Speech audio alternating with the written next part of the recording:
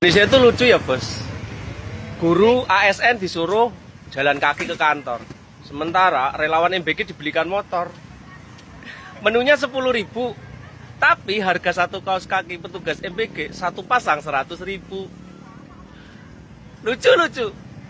Belum lagi, sudahlah. BGN memang bangke hidup. Celeng memang.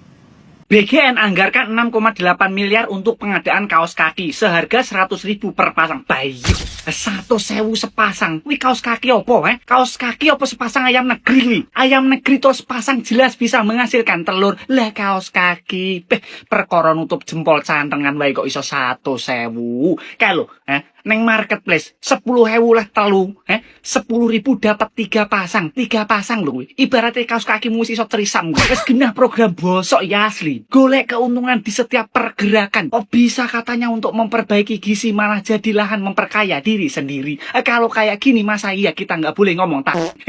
Cocok, budal. Ini MBG bisa stop dulu nggak sih gebrakannya? Ada aja. Sekarang heboh banget. Diam nggak bilang-bilang, tahu-taunya ada ribuan motor baru dengan stiker MBG yang sudah siap dibagikan untuk masing-masing SPPG. Dan bos MBG yang mulia Bapak Dadan Hidayat mengkonfirmasi kalau pengadaan kendaraan MBG ini jumlahnya 21.801 kendaraan yang konon katanya biar bisa meningkatkan efisiensi dan mobilitas pendistribusian nutrisi di tengah fluktuasi harga BBM global saat ini. Kalau kita lihat di video ada 2 jenis motor nih, ada motor matic listrik, ada juga motor adventure mirip X-Trail gitulah yang diduga merek Emo dengan model JPX GT dengan spek daya 7.000 watt dengan jarak tempuh 70 km, baterai 72 volt, fast charging, dibekali dengan ground clearance setinggi 320 mm sehingga aman digunakan untuk kebutuhan off-road. Dengan spesifikasi ini, motor Emo JPX GT dihargakan 56,8 juta rupiah per unit.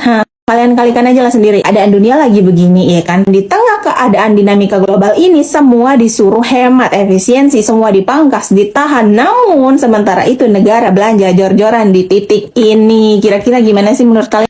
Wes, sumpah ra iso berkata-kata meneh. Ya, enak banget ya BGN akui beli 25.000 motor listrik untuk kepala SPPG. Bapak nih sopo sih akhirnya ya. Rakyatnya kesusahan harga listrik. Kok harga plastik ya lo naik melambung tinggi. Tapi malah proyek pemerintah porasi ngene iki.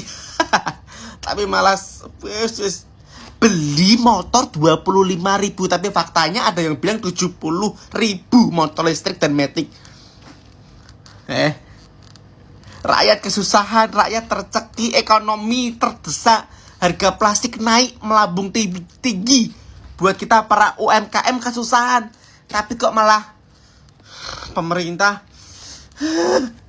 kayak gini kok rak dinamakan proyek. Ini program jajan mulu sih. Tuh lihat, BGN anggarkan 6,9 miliar untuk pengadaan kaos kaki yang harganya 35.000 sampai 100.000 per pasang. Lagian buat apa sih? Kan udah pada digaji, gajinya juga gede-gede, kalah tuh guru honorer. Lu program ngabisin mulu duit rakyat. Kemarin lo beli motor listrik yang satunya 50 jutaan lebih. Sekarang lo belaga gila, beli kaos kaki doang, nyampe 6,9 miliar. Lagian ini belanja-belanja kayak gini siapa sih? Yang nyetujuin? Lo belanja pakai duit rakyat, harusnya lo juga ngomong sama rakyat. Semuanya lagi efisiensi, lo malah jajan. Tai. Indonesia ki lucu loh, Swi. Kok ora lucu loh? Petugas ASN kok numpak sepeda ya toh. Lah terus sukarelawan BGN ditukok nih motor listrik rego 56 juta. Urung. Kaos kaki regane 100.000. Jen pikirane ki lho ya Allah ndak masuk akal. Merdeka BGN. Bang, dengerin bang. Ada kabar terbaru dari MBG nih bang. Bang, kabar terbaru. Ada apa dengan MBG? Ini bang, MBG klaim-klaim katanya yang mencerdaskan anak kang. Padahal kan guru yang ngajarin mereka, yang memotivasi mereka, mengajarkan kali-kalian, tambah-tambahan, semua kan guru. Sekarang mah diklaim oleh MBG bang. Coba menurut abang gimana tuh? Jelas gak tuh MBG tuh?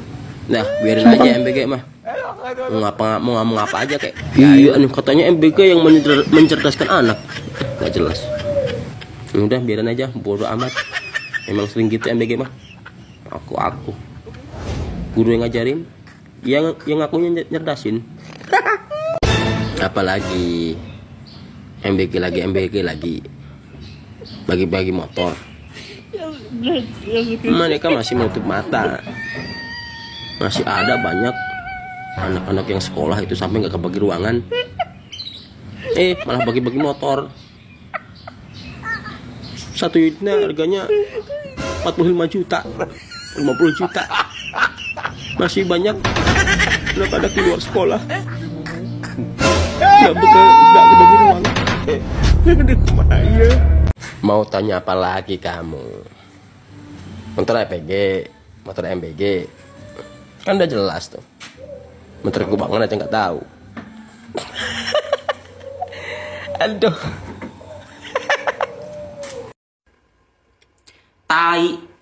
Tai, menjangkau daerah sulit tai. Kepala SPPG itu di kantor doang, nggak kemana-mana dia. Yang belusukan ke daerah sulit itu supir, bagian distribusi. Bagian daerah sulit, motornya motor listrik. Listrik aja sulit, malah motor listrik. Tai. Kenapa orang ini bisa bertahan jadi kepala BGN? Padahal sebelumnya, hampir seluruh orang yang pegang TikTok tahu ini orang pernah ngibulin Prabowo, dan Prabowo pun sadar dia dikibulin. Tapi kenapa dia masih bertahan sebagai kepala BGN?